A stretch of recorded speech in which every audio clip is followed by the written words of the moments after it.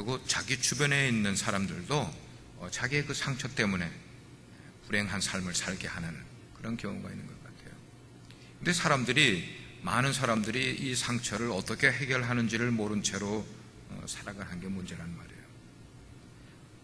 제가 지금 말씀드리려고 하는 것은 세상 사람들은 그 상처를 해결할 길을 모르고 그렇게 살아간다면은 하나님을 믿는 우리 하나님의 사람들은 믿음의 작용을 통해서 내 속에 있는 이 쓴뿌리들을 해결을 받고 그것이 오히려 내가 가졌던 그 상처가 믿음의 원동력으로 승화되는 그런 삶을 살아가는 그런 삶이 되기를 기대를 하는 거예요.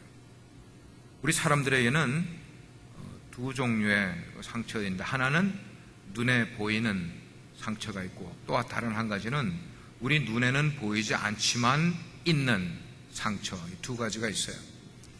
먼저 눈에 보이는 상처라는 것은 우리가 이제 TV나 드라마나 이런 걸 보게 되면은 아프리카 원주민들을 볼 때에 얼굴에 보면은 흉터 자국들이 일부러 몸에다가 상처를 내서 흉터를 가지고 살아가는 사람이 있어요. 태평양 연안에 살고 있는 폴리네시안 사람들도 사모아나 피지나 이런 파푸아 뉴기니 이런 사람들도 보면은 얼굴이나 아니면 등이나 이런 데다가 일부러 사람들이 칼자국을 내서 그게 아물면 그게 상처 흔적으로 이렇게 남는 거예요. 이 사람들이 왜 이렇게 하느냐 볼 때 대략 여러 가지 이유가 있겠지만 제가 파악하기로는 첫째는 자기 부족만이 가진 그 로고적인 그런 상처, 그래서 이런 상처의 흉터를 가지고 있는 사람은 우리 부족민이다 하고 다른 부족들과 구분하기 위해서 그런 그 상처를 내는 그런 게 있고, 또 한 가지는 적하고 싸우러 나갈 때 좀 더 적에게 나를 무섭게 보이게 하기 위해서, 좀 더 용감성을 드러내게 하기 위해서 몸에다가, 얼굴에다가도 몸에다가도, 그래서 아프리카 사람도 그렇고 폴리네시아에 사는 사람들은 타투를 참 많이 해요. 몸에 문신을 참 많이 새겨요. 그래서 그 문신을 막 아주 무서운 그런 문신들을 얼굴이나 몸에다가 새기는 이유는 이거를 보고 상대방이 좀 겁먹으라고, 자기의 용감성을 드러내게 하기 위한 그런 상처를 내는 것 있어요. 근데 이런 건 이제 눈에 가시적으로 보이는 상처예요. 근데 우리 인생에는 눈에는 보이지 않는 상처가 있단 말이에요. 우리가 인생을 살아가면은 연륜이 점점 쌓여가면 쌓여갈수록 우리 삶 속에 일어났던 그런 상처들이 어디에 드러나는가 하면은 얼굴 모습에 드러난다. 얼굴 모습에. 그래서 어떤 사람의 얼굴을 보면은 그냥 그렇게 많이 고생과 어려움을 겪지 않은 사람은 얼굴에 이렇게 평안한 것이 이렇게 얼굴에 보여요. 근데 어떤 사람은 왠지 모르게 얼굴에 그늘이 지고 얼굴에 어떤 표정에 어떤 어려운 문제, 이런 게 그늘, 이런 것들이 보이는 이유는 뭐냐? 그렇게 인생을 살아왔다는 거죠. 인생에 험악하고 힘들고 그런 과정을 그가 겪어왔는 것이 그의 얼굴에 그냥 드러나는 거예요. 근데 이렇게 얼굴에 드러나는 것은 화장을 한다고 해서 지워지는 것도 아니고, 요즘 심지어 성형수술을 한다고 해서 내 얼굴에 있는 그러한 모습이, 내 삶의 흔적이 지워지는 것은 아니라고 생각을 해요. 지워지지가 않는 거예요. 근데 우리가 생각해 보려고 하는 것은 세상 사람들은 그 상처를 그대로 안고 살아가기 때문에 그런 모습을 그대로 유지하고 살아가지만, 우리 하나님을 믿는 백성들은 이런 것을 승화시키는 삶을 살아야 되지 않겠는가. 근데 얼굴 모습에만 그런 게 드러나는 게 아니라 사실은 우리의 살아가는 태도 속에, 우리가 행동하는 행동들 가운데, 우리들의 말투 가운데 은연중에 우리가 살아왔던 삶의 상처들이 이게 묻어나온다, 이렇게 표현을 하죠. 묻어나오는 거예요. 그래서 말을 한 번을 해도 그냥 똑바로 말을 할 것을 빈정대듯이 말을 하는 것도 있고, 비비 꼬아서 말을 하는 것도 있고, 행동을 할 때도 그냥 편안하게 사람들을 대하면 되는데 상대방에게 이렇게 좀 뭐랄까 위화감을 줄 수 있는 그런 행동들을 일부러 이렇게 하는 게, 그게 일부러 하려고 그러는 게 아니라 그 사람의 뒤의 삶 속에 드러나지 않은 삶 속에 보면 특별히 어린 시절을 지나면서 그 사람의 삶 가운데 어떤 일종의 상처가 있으면 그것이 어른이 된 다음에도 나타나는 거예요. 결혼하기 전에는 그 사람이 어떤 상처가 있는지 몰랐는데 자꾸만 하면서 부딪히는 거예요. 부부간에도 부딪히는 거야. 나중에 알고 보면 그 상처가 해결되지 않은 채로 부부 생활을 할 때 부부 생활에 그런 어려운 문제가 드러나게 되는 것도 바로 그런 요소들. 이런 것들이 사실은 없는 사람이 없단 말이에요. 근데 신앙생활하는 우리 그리스도인들에게도 마찬가지라고 생각을 해요. 우리 그리스도인들이 신앙의 삶을 어떻게 걸어왔는지, 다른 말로 표현하면은 내가 예수를 어떻게 믿었는지 그것이 우리들의 신앙의 삶의 흔적으로 드러나게 되어 있다는 거예요. 우리가 신앙생활하는 그런 신앙의 흔적으로 보이게 되어 있어요. 그래서 신앙생활에 어떤 연륜이 쌓여갈수록 어떤 사람은 그 신앙의 연륜이 쌓여가면서 매일매일 하나님의 말씀과 교제하면서 하나님과 말씀을 통하여 교제하면서 그 말씀에서 느끼는 기쁨과 말씀에서 느끼는 위로와 이런 것을 가득 누리는 사람 있다고요. 말씀으로 뿐만 아니에요. 복음이 가져다주는 능력이 있는데 복음은 두나미스는 다이너마이트라는 단어가 두나미스에서 나왔어요. 복음은 그 자체 속에서 파워가 있는 것인데 그 말은 복음이 우리 삶 가운데 오게 되면 그냥 있는 게 아니라 우리 속에서 부글부글 파워를 일으키게 되는데 그러한 신앙생활의 단맛을 늘 느끼면서 경험하면서 인생을 살게 되니까 그런 사람의 삶에는 신앙의 연륜이 쌓여갈수록 뭐가 드러나겠어요? 얼굴 모습에도 말투에도 행동에도 다른 사람들과의 관계에도 모든 게 이게 그냥 묻어나오게 되어 있다는 거예요. 그러니까 그런 사람의 얼굴을 보면 보는 사람도 기쁜 거야. 어우 정말 기뻐. 저 사람 살아가는 것만 봐도 기뻐. 은혜스러워. 뭐 이런 표현이 나오는 거예요. 근데 교회를 다니면서도 하나님이 주시는 말씀의 맛을 경험하지 못한 채로 다니는 사람들이 있어요. 말씀의 맛을 경험하지 못하는 거예요. 그런 사람의 얼굴에서 광채가 날까요? 안 날까요? 날 수가 없는 거예요. 날 수가 없는 거예요.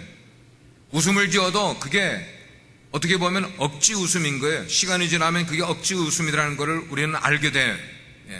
그게 속에서부터 기쁨에서 나오는 그런 웃음이 아니기 때문에 나오는 거예요. 근데 우리가 알아야 되는 것은 흔적이 남아있기 위해서는 그 일전에 상처가 먼저 있다는 것입니다. 상처가 있은 다음에 그것이 흔적으로 남는 거예요. 우리 어린아이들이 밖에 나가서 이렇게 뛰어놀다가 막 열심히 뛰어놀다가 팍 넘어지게 되면은 뭐 넘어지잖아요. 애들이 그냥 박도 터지고 넘어지면은 제일 먼저 까지는 게 어디가 까져요? 무릎팍이 먼저 까져요. 무릎이 까지면 좀 심하게 넘어지면은 애들이 무릎에서 피가 난다고요.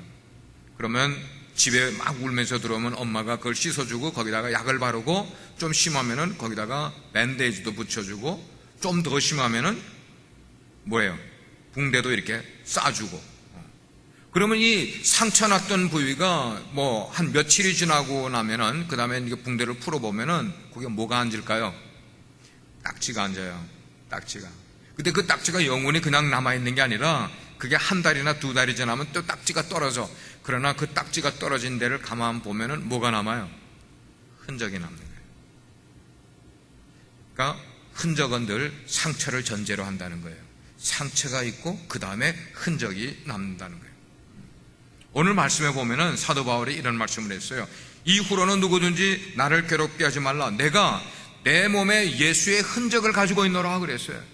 사도 바울이 내 몸에 예수의 흔적을 가지고 있다는 이 말, 흔적이라는 단어를 썼을 때는 그 이전에 사도 바울의 삶에 뭐가 있었다는 걸까요? 상처가 있었다는 거죠. 상처가. 사도 바울에게 참 상처가 많이 있었어요. 여기엔 흔적이라는 단어를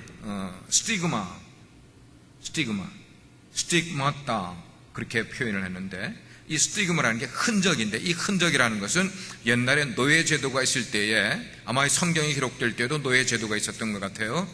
노예제도가 있을 때 전쟁을 통해서나 또 돈으로 노예를 샀을 때 이거는 내 것이다, 내 소속이다, 나에게 속한 종이다 하는 것을 표시하기 위해서, 주인과 구분하기 위해서 뭐 귀에 구멍을 뚫어가지고 여기다가 쇠고리를 이렇게 그 주인의 이니셜을 따가지고 쇠고리를 박든지 아니면 주인의 이니셜을 따라서 인두를 불에 달구어서 그 인두를 몸에 어떤 잘 보이는 부분에다가 그거를 지져요. 굉장히 잔인했죠.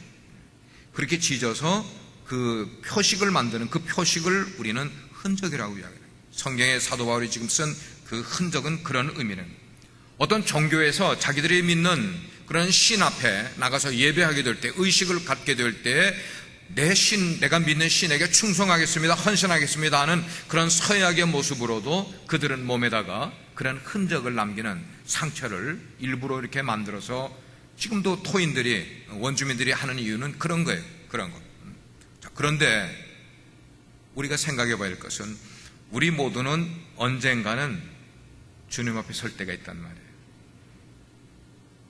우리 권사님도, 집사님들도, 자매님도 우리가 언젠가 주님 앞에 설 때가 있어요. 근데 주님 앞에 설 때에 주님이 우리에게 물어보실 게 있어요.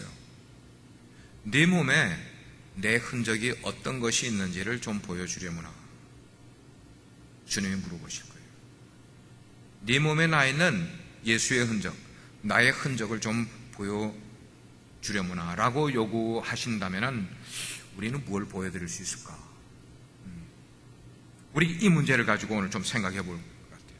오늘 이 말씀을 하고 있는 사도 바울, 그는 다메섹이라는 곳으로, 도시로 가는데 그 가는 목적이 뭔가 하면 거기에서 예수 믿는 사람들을 잡으려고 다메섹으로 가다가 갑자기 대낮에 해보다 더 밝은 빛을 하면서 그 속에서 예수님을 만나게 되는 거예요. 예수님이 사도 바울에게 이야기해 주신 것도 있어요. 그렇게 예수님을 만난 바로 그 순간부터 그의 인생에는 예수의 흔적이 하나씩 생기기 시작을 하는 거예요. 사도 바울이. 다시 이야기합니다. 사도 바울이 예수님을 만난 그 순간부터 그의 인생에는 이전에 없었던 예수의 흔적이 하나씩 둘씩 생겨가기를 시작을 했어요. 그때부터 사도 바울은 자기 인생을 살았다기보다는 예수님의 명령에 따라 예수님이 주장하시는 대로, 이렇게 예수님이 하시는 대로 이렇게 쫓아가 살면서, 그렇게 쫓아가 살면서 그의 인생에 전에는 생각지도 않았던, 전에는 예측하지도 않았던 그런 연단과 시련과 어려움과 역경을 겪게 되는 거예요. 근데 그 겪는 것을 사도 바울은 예수의 흔적이라고 이야기를 하고, 예수의 흔적이라고. 그래서 사도 바울이 겪은 흔적을 두 가지로 제가 이야기를 할 때, 하나는 육체적인 흔적을 성경에서 표현하기를 이렇게 표현을 했어요. 나는 41 감하는 매를 5번이나 맞았다. 나는 돌로 쳐서 나를 죽이는 그런 것도 나는 경험을 했다. 그리고 나는 태장도 3번이나 맞았다. 태장이 뭔지 알잖아요. 그죠? 이렇게 해놓고 거기다가 엎드려 놓고 빨가벗겨 놓고 때리는 거, 그런 것도 나는 3번이나 맞았다. 항해에서 죽음의 위험도 겪게 됐고, 그는 동족으로부터, 유태인 동족으로부터 위험을 겪었어요. 그 다음에 이방인으로부터 그걸 겪었어요. 뿐만 아니고 그는 추위도 겪었고, 며칠씩 음식을 먹지 못하는 배고픔도 겪었고, 뿐만 아니고 여러 가지 그런 어려움을 그는 수태 많이 겪게 된 거예요. 뭐 때문에? 자기 인생의 출세를 위해 살다가요? 아니요. 예수님을 만난 다음에 예수님의 부름을 받은 그 일을 수행하는 일을 하면서 그런 어려움을 많이 겪게 된 거예요. 사도행전 4장에 보면은 루스드라라는 지역에 갔을 때 복음을 전하다가 거기에는 유태인의 일당들에게 붙들려가지고 거기서 돌팔매질을 맞게 되는 거예요. 요즘도 가끔 뉴스에 보면 해외 토픽에 중동 지방에 이란이든지 사우디아라비아에서든지 그들이 금한 율법에 위배되는 일을 했을 때 돌팔매질로 죽임을 당하는 경우를 가끔 우리는 봐요. 그 사람들은 지금도 그래요. 사도 바울이 그런 일을 당했다는 거예요. 그래서 돌팔매질을 당해서 사도 바울이 그 루스드라의 유대인들이 볼 때 사도 바울이 죽은 줄 알았대요. 그래서 그 죽은 줄 아는 그 시체를 성 밖에다가 내던졌다 하는 그 얘기가 기록이 되는 거예요. 얼마나 육체적인 상처가 많은지 몰라요. 그는 정신적인 상처도 있었어요. 복음을 증거하는 바로 그 복음 증거하는 일 때문에 무수하게 사람들에게 누명을 썼어요. 누명을 써서. 그 다음에 고소도 많이 당했고, 유태인들에게 비판도 많이 받았고, 정신적으로 겪은 거 필요 없어. 얼마나 많은지 몰라요. 근데 중요한 것은 뭐냐면은 사도 바울은 그가 자기 인생을 살다가가 아니고 예수님을 증거하는 일을 살다가 그런 어려움을 겪게 될 때 그것을 상처로 여기지 않고, 그걸 자기가 받는 상처로 여기지 않고 오히려 예수의 흔적으로 생각을 했다는 겁니다. 이게 굉장히 중요한 얘기예요.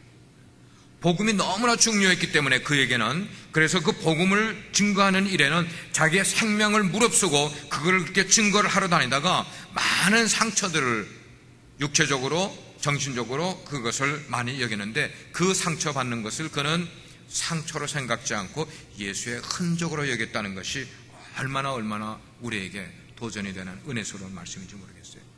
유대인들이 때리는 태장이라는 것은 한 대만 제대로 맞으면 상처가 나게끔 될 정도로 굉장히 엄한 그런 벌이에요.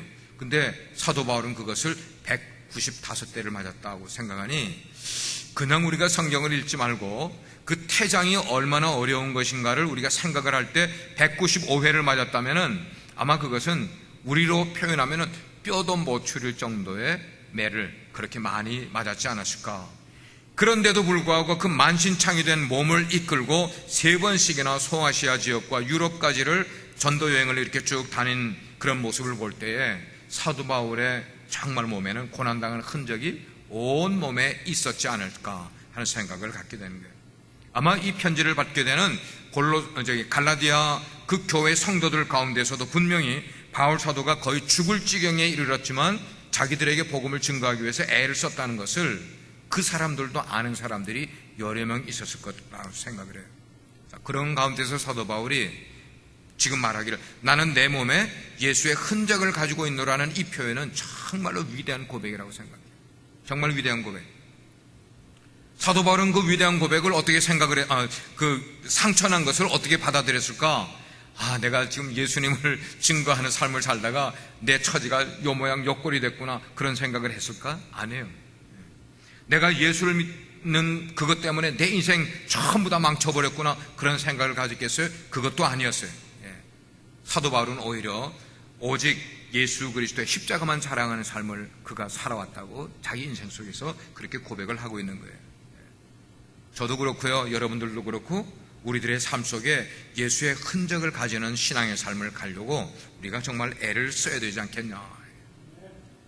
우리 기독교 역사를 보게 되면은 사도 바울의 이 구절을 묵상을 하는 가운데 내 삶에도 좀 사도 바울처럼 이런 예수의 흔적을 가지는 그런 삶을 살고 싶다고 그거를 사모하면서 그거를 이렇게 마음속으로 품었던 그런 사람들이 여러 명 있었던 것 같아요. 그래서 우리는 그런 사람들을 존경하면서 때로는 세인트, 성인이라고까지 그런 말을 한단 말이에요. 성 프란시스, 내실 집사님, 성 프란시스 들어보셨죠?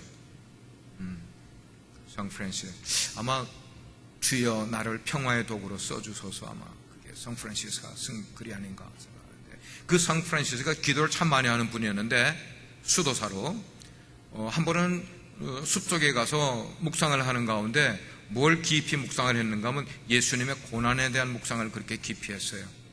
예수님이 나를 위해서 십자가에 그 고난을 겪으신 그것을 깊이 묵상을 하는 가운데 그 묵상을 끝내고 내려왔는데 이 프란시스의 두 손과 두 발과 옆구리에 못자국과 창자국이 나온 거예요. 성 캐서린이라는 여자 수도사가 있었습니다. 16세기인가.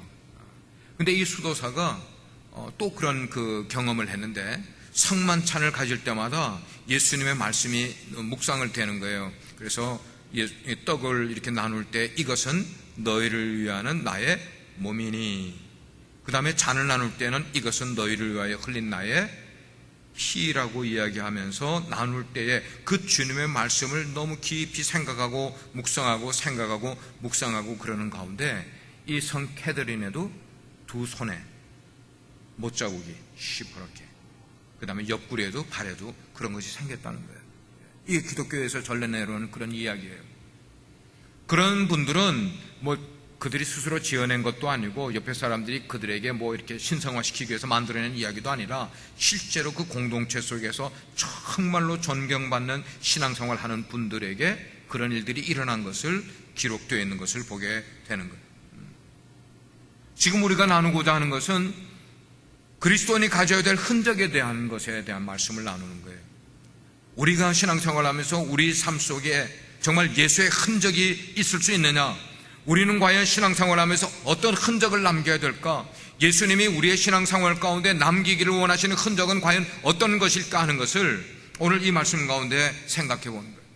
여러분들이 지금 특별히 산부예배 나오시는 분들은 다 도난하는 분들인데 정말 힘들고 어려운 이민생활을 여러분들이 하고 있는 가운데서도 정말 여러분들이 주님의 일을 위해서 힘든 어떤 일을 하다가 여러분들이 고난을 겪는다든지 그 일을 정말로 내가 하려고 하는 마음 가운데서 내 삶이 힘들어지고 고달퍼지는 그런 일이 되면은 이게 주님이 기뻐하시는 흔적이 될 수 있다는 거예요.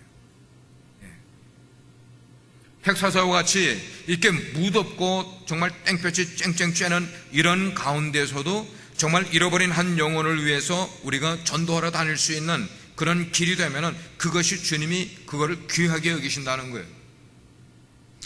우리가 하나님 말씀에 순종하려고 어쨌든지 간에 힘쓰려고 애쓰고 막 그렇게 하려고 할 때 생기는 우리 삶의 어떤 어려운 문제, 힘듦 이런 것들이 생기면 이런 것을 주님은 귀하게 여기신다는 거예요. 낙타에 대한 이야기를 여러분께 잠깐 들려드릴게요. 영상도 이렇게 사진도 좀 보시면서 낙타라는 동물은 일을 시작할 때부터 마칠 때까지 늘 자기 주인과 함께 움직이는 그런 동물입니다. 그런데 이 낙타가 일을 시작할 때나 일을 끝마치게 될 때는 늘 하는 행동이 있는데 주인 앞에 나와서 무릎을 꿇는 거예요. 주인 앞에서 무릎을 꿇어.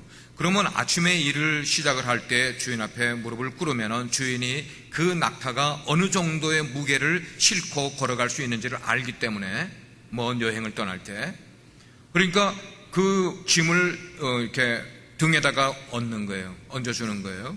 그러면 낙타는 전혀 마다하지 않고 자기 주인이 자기 등에 실어주는 그 짐을 싣고 그리고 일어나서 하루의 여행길을 떠나게 된다는 거예요. 하루의 길을 다 마치고 나서 그 다음에 일을 끝나면은 그 다음엔 또 낙타는 주인 앞에서 뭐 할까요? 무릎을 또 꿇어요.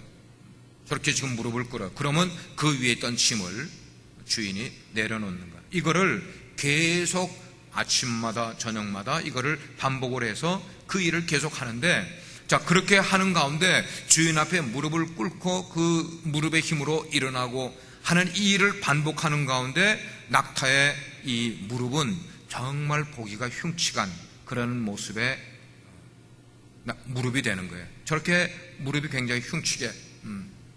그러나 중요한 것은 그 낙타의 무릎이 정말 볼품없고 흉측한 모습으로 저렇게 변해버렸지만 낙타의 무릎이 우리에게 주는 의미는 뭔가 하면 자기 주인에게 절대 복종하고 순종한다는 거예요.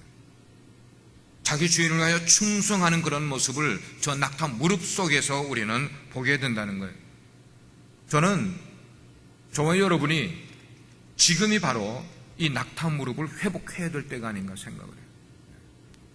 정말 우리가 하나님 앞에 살 때에 우리의 삶이 하나님께 헌신된 삶을 살면서 하나님이 우리에게 어떤 짐을 지어주든지 그걸 마다하지 않고 누구처럼 낙타처럼요.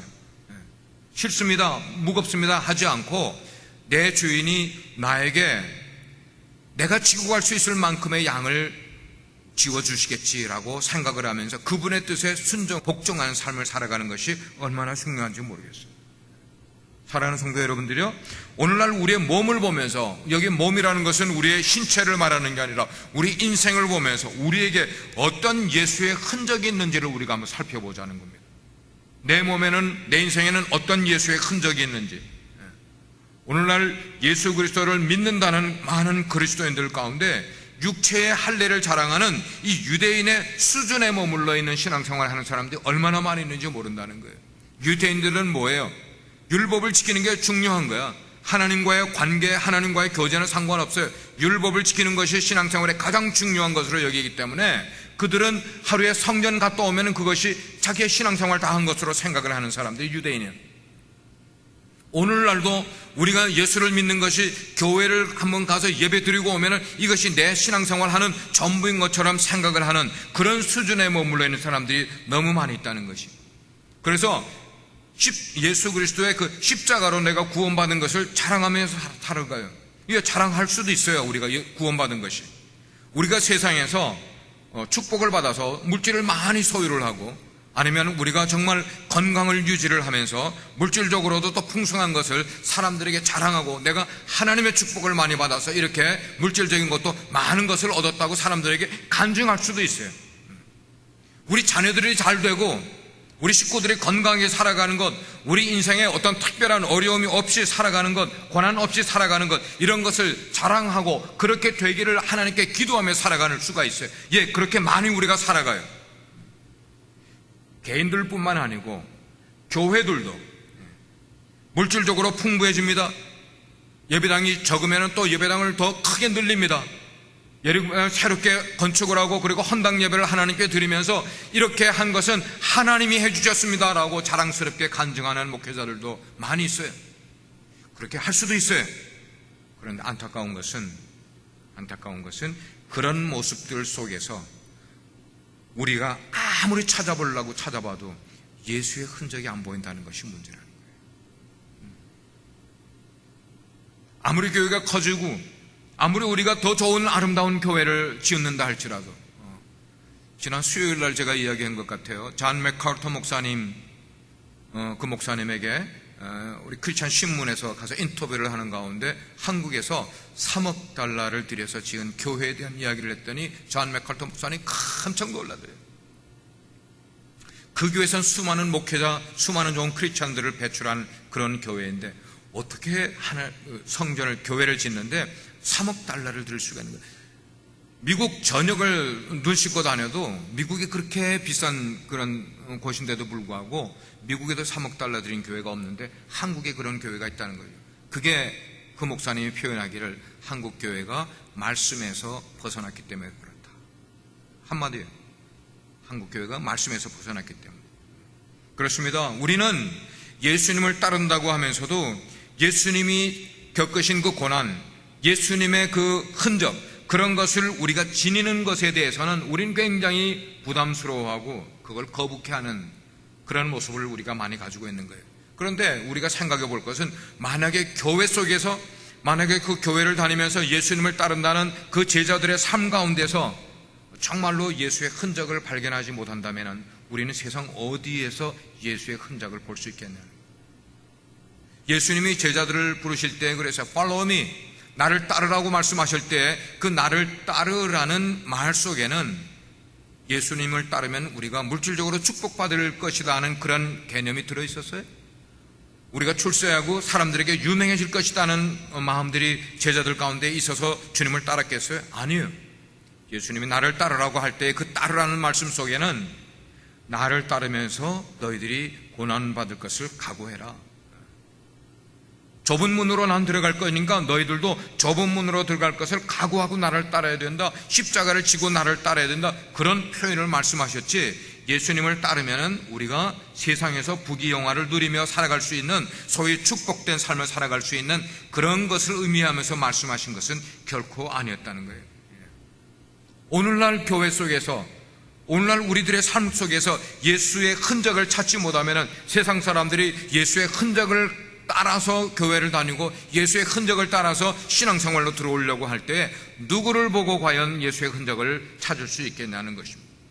예수님께서 우리에게 원하시는 것은 바로 우리들의 삶 가운데서 사도 바울이 자신 있게 이야기한 내 몸에 예수의 흔적을 가졌다는 그 흔적을 우리에게서 보기를 원하시는 것이 예수님의 뜻이었다고 저는 믿어요.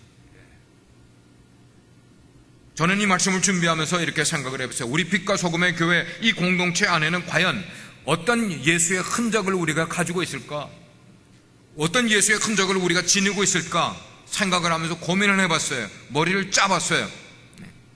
그랬더니 비록 소수이긴 하고 비록 적은 무리이긴 하고 그것이 아주 연약한 그런 모습이라 할지라도 우리들 가운데 새벽에도 또 주중에도 나와서 주님 앞에 무릎을 꿇고 기도하는 그 기도의 흔적들이 우리 가운데 조금 있는 것을 볼 때 그래도 감사한 거예요. 우리들 가운데 그래도 이 텍사스의 떼약빛에서도 복음을 증거하기 위해서 여기저기 사람들을 찾아다니면서 복음을 증거하려고 애를 쓰는 사람들이 우리 가운데 몇 분 있다는 것이 얼마나 감사한지 모르겠어요. 하나님 앞에 예배드리기 위해서 1시간이 넘게 드라이브를 해서 그 피곤한 몸을 가지고 어떻게 보면은 좀 이렇게 구찬할 수도 있고 어떻게 보면은 자기의 시간을 낭비하는 것과 같은 그런 일이 생각이 날쯤에도 불구하고 그런 것을 극복하면서 일주일에 2-3번씩 예배에 나오는 사람도 있는 모습을 보면은 남들이 모르는 그런 주중에도 그 때학볕에 교회 나와가지고 남들이 잘 관심을 쓰지 않는 그런 교회 관리를 위해서 신경을 쓰고 땀을 흘리면서 일하는 사람들 볼 때 그들의 섬김의 흔적이 그 가운데 있는 것을 보게 되는 거예요. 자기에게 맡겨진 사명을 내몰라라 하지 않고 그걸 감당하기 위해서 그의 삶은 여의치가 않아서 신음하면서 아파하면서도 그 일을 하려고 애를 쓰는 그런 흔적이 있는 것을 우리는 보게 된단 말이에요. 그러나 반면에 다른 면의 흔적도 우리 가운데 있어요.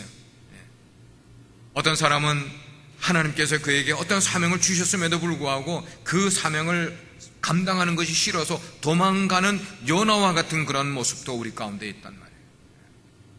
우리 가운데 보면 세상 문화를 너무나 즐겨 세상의 TV에 나오는 것을 너무나 좋아해 그리고 풍요한 것을 너무나 좋아하다가 보니까 이 세상의 흔적을 따라가는 그런 모습도 우리 가운데 있어요. 너무 고집스러워서 그 고집스러운 것 때문에 서로가 상처를 주고받는 그런 흔적도 우리 가운데 있고 구원받은 것으로서 만족하면서 자기의 감당해야 될 책임은 하지 않고 그냥 구원받은 것에 기뻐하기만 하는 그런 어린애와 같은 흔적도 우리 가운데 있는 것을 또 보게 되는 거예요. 자, 그럴 때 우리 빛과 소금의 교회를 바라볼 때 정말 지내야 될 것이 뭘까? 저는 예수의 흔적이라고 생각합니다. 예수의 흔적이 우리 가운데 있어야 된다고 생각합니다. 그래서 한 영혼을 구원하기 위해서 내가 시간에 쫓기는 그런 바쁜 이민의 삶을 살아가지만 그 한 영혼 구원을 위해서라면 내가 좀 돌아다닐 수 있는 그런 흔적이 우리 가운데 필요하고 내 가정이 살아가는 것마다 넉넉지 못한데도 불구하고 내 주변에 불쌍한 사람이 있으면 그 불쌍한 사람을 지나치지 않고 긍휼을 베풀어 줄 수 있는 그런 흔적이 나타나기를 불신 영혼들을 케어하고 돌보기 위해서 노심초사하는 그런 섬김의 흔적들이 이런 것들이 바로 예수의 흔적으로 우리 가운데 필요로 하는 그런 모습인 것을 보게 돼요. 사랑하는 여러분, 교회의 생명력은 우리의 삶에서 잃어버린 예수의 흔적을 회복하는 게 이게 교회의 생명력임을 명심하시길 바랍니다. 그래서 내 심령에 넘어져 있는 예수 그리스도의 십자가를 다시 이렇게 세워야만 되는 거예요. 잊혀져가는 우리의 구원의 감격, 구원의 기쁨 이걸 다시 회복하는 것이 우리에게 정말 필요한 것인 줄 믿어요. 예수님께서 십자가에서 얻으신 그 상처, 두 손과 머리와 옆구리와 그리고 발바닥에 얻은 그 상처들, 그것은 예수님 당신을 위해서 당신이 얻은 상처가 아니라 바로 저와 여러분들을 위해서 온 인류를 사랑하고 구원하시기 위해서 당신이 스스로 얻은 흔적임을 우리는 기억해야만 돼요. 사도 바울의 흔적, 그것은 예수님이 나를 사랑해 주신 것이 얼마나 엄청난 대가를 치르고 나를 사랑해 주신 것을 사도 바울이 깨달았기 때문에 그 깨달은 바대로 자기도 이제 예수님을 위하여 이 상처를 흔적으로 여기면서 예수의 흔적을 남기면서 인생을 살아가려고 노력했던 그런 모습. 그렇다면 오늘을 신앙생활하는 저와 여러분들도 역시 우리가 주님을 사랑한다는 것은 입술의 고백으로만 사랑하는 것이 아니라 정말로 우리 가운데 어떤 지니고 있는 흔적이 있는가를 생각해 볼 필요가 있습니다. 그분을 증거하기 위해서 고난받은 어떤 스태그만, 어떤 그런 흔적이 우리 가운데 있는지를 우리가 한번 생각을 해봐야 될 거예요. 나를 위해서 살지 않냐고 그분을 위해서 그리고 그 일을 위해서 살다가 얻은 그 예수의 흔적은 주님 앞에 갔을 때 우리가 받을 훈장과 마찬가지인 거예요. 근데 우리가 막상 주님 앞에 언젠가 서게 될 텐데 그렇게 섰을 때에 그게 없으면 우리가 얼마나 당황하겠냐고. 주님 앞에 보여줄 흔적이 없이 주님 앞에 서게 됐을 때 우리가 얼마나 당황하겠냐고. 그러므로 사랑하는 여러분, 제가 오늘 여러분께 말씀드리기는 아무런 어려움 없이 신앙생활하는 것, 이게 능사가 아닌 것을 기억하시길 바랍니다. 내 앞에 놓여진 십자가를 사양하면서까지 내 삶을 그냥 원하는 대로 살아가는 것, 이게 대수가 아닌 것을 우리는 생각해야 돼요. 오히려 그보다는 우리 몸에 예수의 흔적을 가져야만 될 것이에요. 심내교 목사님으로 우리 기독교 역사에 한 획을 그은 훌륭한 목사님이 계세요. 존 버년이라는 목사님이 있어요. 이분이 철로역정이라는 책을 썼습니다. 이 책이 수백 개 나라 언어로 번역이 돼서 수억의 사람들이 이 책을 읽었을 텐데, 이 철로역정의 마지막 부분에 그 책의 주인공이 기독도라는 사람이 나오는데 영어로 크리스찬입니다. 저는 아마 한 50년 전쯤일 것 같아요. 윤원주일학교 다닐 때 윤원주일학교 부장 집사님이 수요일 저녁마다 이 철로역정을 시리즈로 계속 아마 한 반년은 말씀을 해주신 것 같아요. 얼마나 재밌었는지 지금도 그때 이야기가 기억이 나는 거예요. 근데 이 기독도가 장망성, 이 세상을 떠나서 천성, 하늘문을 향해서 걸어가는 그 모든 여정을 철로역정이라는 그런 단어로 표현을 해놨는데, 그 중에는 뭐 유혹도 있고 시련도 있고 핍박도 있고 연단도 있고 뭐 별의별 게 다 있어요. 별의별 게 다 있어요. 그래서 유혹에 빠질 때도 있고 또 그러다가 다시 나올 때도 있고 뭐 이런, 그래서 하나님 앞에 거의 가게 될 때는 정말 만신창이가 됐어요. 그 기독도가 말하기를 이렇게 마지막에 표현했어요. 만신창이가 된 내 몸의 상처를 나는 주님 앞까지 가지고 가려한다. 내 인생의 그런 상처를 자기는 주님 앞에까지 가지고 가겠다는 거예요. 여러분, 우리가 반드시 이렇게 살아야 된다고 생각합니다. 우리 인생에서 아무리 상처와 만신창이가 되는 어려움이 많이 있을지라도 우린 그것을 주님 앞에까지 가지고 갈 수 있는 믿음의 삶을 살아야 되는 거예요.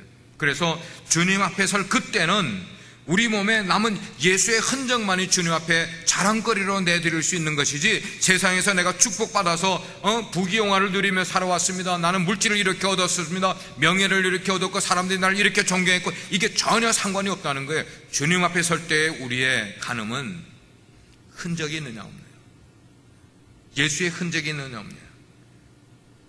삶은 부메랑과 같다고 그래요. 부메랑은 어떤 거예요? 공중으로 향해서 던지면은 이것이 푸르륵 날아갔다가 다시 던진 사람에게로 돌아오는 게 부메랑이에요. 우리의 삶이 그래요. 우리가 하나님 앞에 살면서 무엇을 하나님께로 던졌냐는 거예요. 우리가 어떤 기도의 부메랑을 하나님께 던졌냐는 거예요. 하나님이여, 우리 집에 재정이 지금 어려우니 재정을 도와주시기 바랍니다. 던졌어요? 그게 그대로 돌아올 거예요. 우리 가정의 어려움을 던졌습니까? 그대로 돌아올 거예요. 내 인생에 외로움을 던졌습니까? 그대로 돌아오고요. 내 인생에 시간이 부족한 것이나 아니면 자신의 고통에 너무 사로잡혀 있는 이런 것들을 우리가 하나님 앞에 아무리 많이 던졌을 때 그것을 그냥 우리 삶으로 돌아오는 부메랑과 같은 그런 모습들, 이런 어려운 문제들이 우리의 이민 생활 가운데 산더미같이 사실 쌓여있는 삶을 우리가 살아가고 있지 않습니까? 너무나 힘이 들다 보니까 우리가 육체적으로나 정신적으로나 그리고 영적으로 너무 침체된 삶을 살아가고 있는 것 같다는 생각이 들어요. 저는 여러분께 말씀드립니다. 우리 빛과소금의 성도들이여, 깨어나시길 바랍니다. 일어서시길 바랍니다. 힘을 내시길 바랍니다. 그리고 여러분들이 어려움이 다가오던 그 어려움을 부메랑처럼 던져버리시길 바랍니다. 역반응하시기를 바랍니다. 그래서 여러분의 영적인 침체에서 벗어날 수 있는 여러분 되시길 바랍니다. 이 땅에서 우리가 예수님을 위해 받는 그런 어려운 상처가 있다면 하늘나라에 가서 그 상처가 오히려 하나님 앞에 흔적으로 내 보이게 될 때 우리가 받을 수 있는 상급이 된다는 것을 기억하십시오. 그런 놀라운 예수의 흔적을 가지고 하나님 앞에 상급을 받을 수 있는 여러분 되기를 주님의 이름으로 축복합니다. 기도하시겠어요? 아버지 하나님, 감사합니다. 저희로 예수의 흔적에 대해서 다시금 생각해 볼 수 있게 해 주셔서 감사합니다. 주님, 사도 바울이 가졌던 그 예수의 흔적을 저희도 가질 수 있기를 간절히 사모합니다. 주님 때문에 상처 입을 수 있고, 주님 때문에 손해볼 수 있으며, 주님 때문에 어려움을 당할 수 있고, 그리고 주님 때문에 사람들에게 모욕을 당하고 오해를 받는다 할지라도 오히려 그것으로 인해서 기뻐할 수 있는 주님의 자녀들이 되고 싶습니다. 주님을 사랑하기 때문에 가질 수 있는 그 여러 가지 상처를 소중히 여기고 그 상처를 오히려 흔적으로 자랑스럽게 여길 수 있는 저희들 되게 해 주옵소서. 예수 그리스도의 이름으로 기도합니다.